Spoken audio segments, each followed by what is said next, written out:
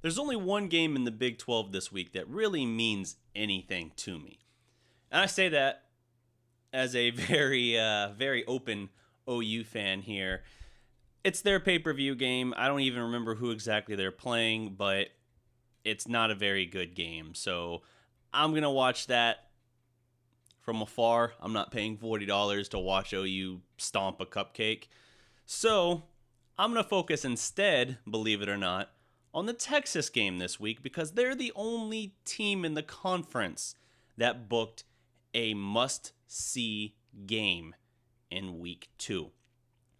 This is probably the best game in college football this week. Last week you had Oregon and Auburn. That was a great game. This week we have number 6 LSU heading to Darrell K. Royal Stadium in Austin to face the 9th ranked Texas Longhorns. This is the first installment of a home and away series. I am actually very eager to see this. This is the best indicator for me of how back Texas is in this case. Texas has been waiting for years to say that they're back, and if they can beat LSU at home, that is the best and biggest statement. To me, bigger than them beating Georgia last year in the Sugar Bowl. Now, I understand that, hey, that's a prominent bowl game, and we've seen Texas win some big games early in the season the last couple of years, but then kind of wind down as the season goes on. Even last year, with their first 10-win season in a while, they still had 4 losses. All of that is true. All of that is very valid, but I think that LSU is a different kind of beast. Georgia too, but I think the Georgia team was a little bit running on fumes by that time of year. This is a fresh LSU team with high expectations, and hey, they've got a little bit more talent than we've seen in recent years in terms of their offense, I think. Now, we've seen like special players go through there, your Odell Beckhams and Jarvis Landry's, but now they might actually have a little bit of a quarterback. You had Burrow last week throw for 278 yards on 23 of 27 passing with 5 touchdowns. That is insane. Now, the yardage isn't over 300, but 4 incompletions, 5 touchdowns. More touchdowns than incompletions and nearly 300 yards. That is a dominant first statement for the season. On the ground, that's where things are a little sketchier for them. It doesn't look like they had a lot of rushing attempts. Edwards-Helaire, hopefully I'm saying that name right, or at least borderline. 9 carries, 45 yards, and a touchdown. Receiving, you had Jefferson with 5 catches on 6 targets for 87 yards and a touchdown as well. Compare that to Texas's Sam Ehlinger. Pretty comparable, really. 276 last week for Ehlinger. 28 of 38 passing for 4 touchdowns. Now, he played La Tech. I can't remember, and you'd think I would have had this pulled up in front of me, who LSU played last week. But LSU, it's not obviously the Les Miles LSU anymore for Big 12 fans who for some reason might have forgotten that. But I think that they're headed in the right direction. They're not the juggernaut like Alabama light that they were before, and they were just completely shadowed in Alabama's, shadow. But they are still a very good team with a lot of ability and a lot of talent. They still recruit very well. Now, this game is 6:30 Saturday night. Yes, Saturday night. For some reason, my days got crossed for a moment. And I was like, wait a minute, why would it be Friday? I normally record these on Thursday. I had to record it this morning on a Friday. Now, the line opened up very, very close. 6.5 points.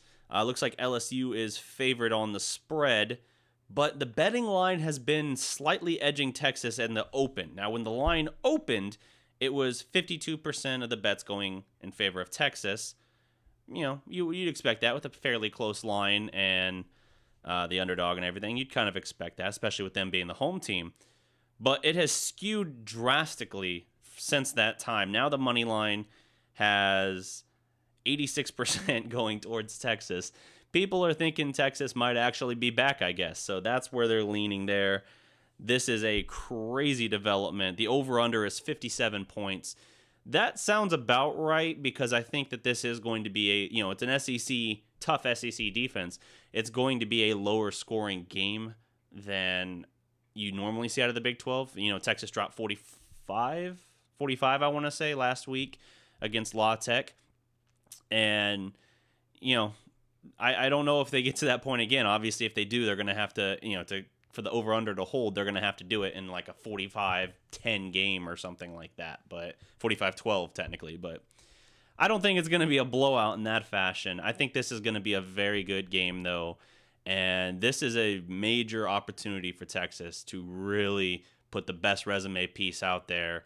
OU might be the number 4 team in the country right now, just a couple spots ahead of LSU. But if Texas beats LSU and beats them, let alone in convincing fashion, I think that they're going to fly up. I think you're going to see Texas hanging around that, at the very least 6 where LSU was, but I would argue they should be right behind OU at 5.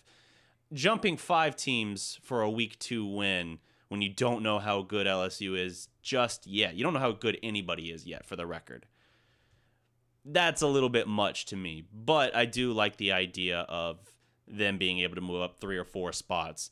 And if that holds true, we'll get the highest rated OU versus Texas game in terms of rankings against each other in some time. I mean, even the last couple years, it's been better, but it's still a far cry from when this used to be, 10 years ago. This was the 1 versus 2 or the 1 versus 3, the 3 versus 4, things like that. Like that, it was a monster game every year.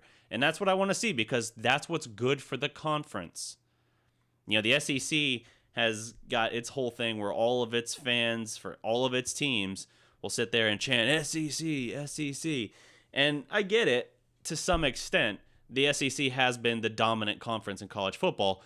Really, Alabama has been the dominant presence. I know they had Florida in there for a few years with Tebow and Urban Meyer. But LSU, yeah, they had a blip with Les Miles, but then they got overshadowed completely by Alabama. Had a couple years where they were still competitive, but they fell out. I just think that they're in a situation where they've created this almost cult of personality around the whole conference, and you don't see that for any other conference. So I would like to see Texas be able to make a statement for the Big 12 and show it's not as lopsided. OU has relatively been good about that. They've lost their last 2 games against SEC opponents, and both times in the playoffs with Georgia and then Alabama the last 2 years. But previously, OU had been on a nice streak where they were beating Auburn, they were beating Alabama in 2014, and I forget what the overall track record was. Before Bob Stoops left, they had like something where they had won 6 out of 8 or 6 out of 7 against the SEC before he left, essentially. And, that included teams like Tennessee. They got them a couple times. So, not all like the elites, obviously, but you did have an Auburn in there. You did have an Alabama in there. So if Texas can build on beating, an SEC team last year in Georgia, and they can add to that an LSU, there you go. The last few years, the second best team in the conference. I mean, not over the course of the whole last few years, but especially the last 2 years. The second best team in the conference of the Big 12 would have taken out the second and third best teams in the SEC. I think LSU is about that 3 spot there, but I digress. I'm off in the wilderness here. The point is, this is going to be a good game, I think. I've actually got Texas winning this game. I have a low-scoring game here. Low-scoring by the Big 12 standards. I think this is going to be something in the neighborhood of a 31-26 win for Texas. But we'll see. All I know is with the rest of the Big 12 borderline on a bye week, or at least in games that don't interest me very much, this is the one highlight. Let me see. I actually legitimately want to see if there is one other game in the Big 12 that interests me. Oklahoma hosting South Dakota. Nah. Kansas State hosting Bowling Green. Nah. Okay, here's one that's a little interesting, more so for the previous history. Mizzou, who got upset in week 1 against West Virginia, hosting West Virginia. Former Big 12 matchup there. A little bit of interest, a little bit, not a whole lot. Not enough that I'd actually go and watch it at 11 o'clock in the morning, but enough that I'd be curious. Baylor hosting UTSA. There you go. Kansas hosting Coastal Carolina. Oklahoma State facing McNeese State. Woo! and Texas Tech hosting UTEP. Yeah, Texas is the only team with a watchable Week 2 game. Borderline for West Virginia, but that's more the history than it is the actual matchup and the importance of its impact on the season. So Texas takes this, I think. I'll do another video Sunday morning where I talk about all the Big 12 action and specifically this game. Go figure. Till next time, guys, remember, every legend was once a prospect. Salute.